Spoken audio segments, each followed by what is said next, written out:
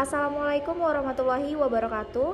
Saya dari kelompok 11 akan membacakan materi tentang konteksasi kepemimpinan pada lembaga pendidikan swasta. Sebelumnya, perkenalkan, nama saya Melita Priti Andriani dengan NIM 022 dan rekan saya yang bernama Saidin Syahuri dengan NIM 008. Isi pada materi pertama adalah struktur kepemimpinan pada lembaga pendidikan swasta, dan yang kedua adalah peran dan fungsi kepemimpinan pada lembaga pendidikan swasta. Struktur kepemimpinan pada lembaga pendidikan swasta. Sekolah merupakan organisasi formal yang bergerak di bidang edukatif. Sekolah memiliki struktur yang mempunyai kedudukan tertentu, saling berinteraksi dan menjalankan peranan seperti yang diharapkan sesuai dengan kedudukannya. Struktur organisasi sekolah mendasari keputusan para pembina atau pendiri sekolah untuk proses perencanaan sekolah yang strategis. Sekolah sebagai suatu sistem, sebagaimana organisasi-organisasi lain yang besar, menurut Sanapia Faisal juga memiliki karakteristik. Yang pertama, sekolah mempunyai suatu tujuan organisasi. Tujuan itu menjadi arah dan mengarahkan sistem sosial tersebut. Yang kedua, dalam organisasi sekolah terdapat suatu arus jaringan kerja dan sejumlah posisi yang saling kait-mengait, seperti guru pengawas, administrator, dalam rangka mencapai tujuan organisasi. Pada struktur sosial sekolah, kepala sekolah menduduki posisi yang paling tinggi dan petugas kebersihan berada pada posisi paling dasar. Sementara dalam kelas, guru menempati posisi yang lebih tinggi daripada murid. Biasanya murid atau siswa pada tingkat kelas rendah merasa mempunyai kedudukan yang lebih rendah daripada murid-murid yang berada pada tingkat kelas yang lebih tinggi. Lembaga pendidikan sebagai sebuah wadah organisasi sosial yang dirancang untuk dapat memberikan sumbangan dalam upaya peningkatan kualitas kehidupan bagi masyarakat. Kepemimpinan pendidikan memiliki posisi yang strategis dalam mengarahkan dan mendukung aktivitas di lembaga pendidikan.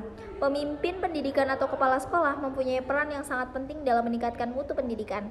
Pimpin di sekolah atau lembaga pendidikan memiliki visi yang mengarah pada masa depan yang jelas dan dapat mewujudkan serta mampu mendorong proses transformasi di sekolah atau madrasah. Adapun beberapa peran dan fungsi kepemimpinan pada lembaga pendidikan swasta. Yang pertama, kepala sekolah sebagai edukator atau pendidik. Dalam melakukan perannya sebagai edukator, kepala sekolah harus memiliki strategi yang tepat untuk meningkatkan profesionalisme tenaga kependidikan di sekolahnya, menciptakan iklim sekolah yang kondusif, memberikan nasihat kepada warga sekolah, memberikan dorongan kepada seluruh tenaga pendidikan, serta melaksanakan model pembelajaran yang menarik seperti team teaching, moving class, dan mengadakan program akselerasi bagi peserta didik yang cerdas di atas normal. Yang kedua, kepala sekolah sebagai manajer. Jadi, kepala sekolah dalam hal ini harus memiliki strategi yang tepat untuk memberdayakan tenaga pendidik melalui kerjasama atau kooperatif. Memberi kesempatan kepada para tenaga pendidik untuk meningkatkan profesinya dan mendorong keterlibatan seluruh tenaga pendidik dalam berbagai kegiatan yang menunjang program sekolah. Yang ketiga, kepala sekolah sebagai administrator. Fungsi ini memiliki hubungan erat dengan berbagai aktivitas pengelolaan administrasi. Maka secara spesifik, kepala sekolah harus memiliki kemampuan untuk mengelola kurikulum, mengelola program tahunan, mengelola administrasi peserta didik, mengelola administrasi personalia, mengelola administrasi sarana dan prasarana, mengelola administrasi kearsipan dan administrasi keuangan. Yang keempat, kepala sekolah sebagai supervisor. Kegiatan utama pendidik di sekolah dalam rangka mewujudkan tujuannya adalah kegiatan pembelajaran, sehingga seluruh aktivitas organisasi sekolah bermuara pada pencapaian efisien dan efektivitas pembelajaran.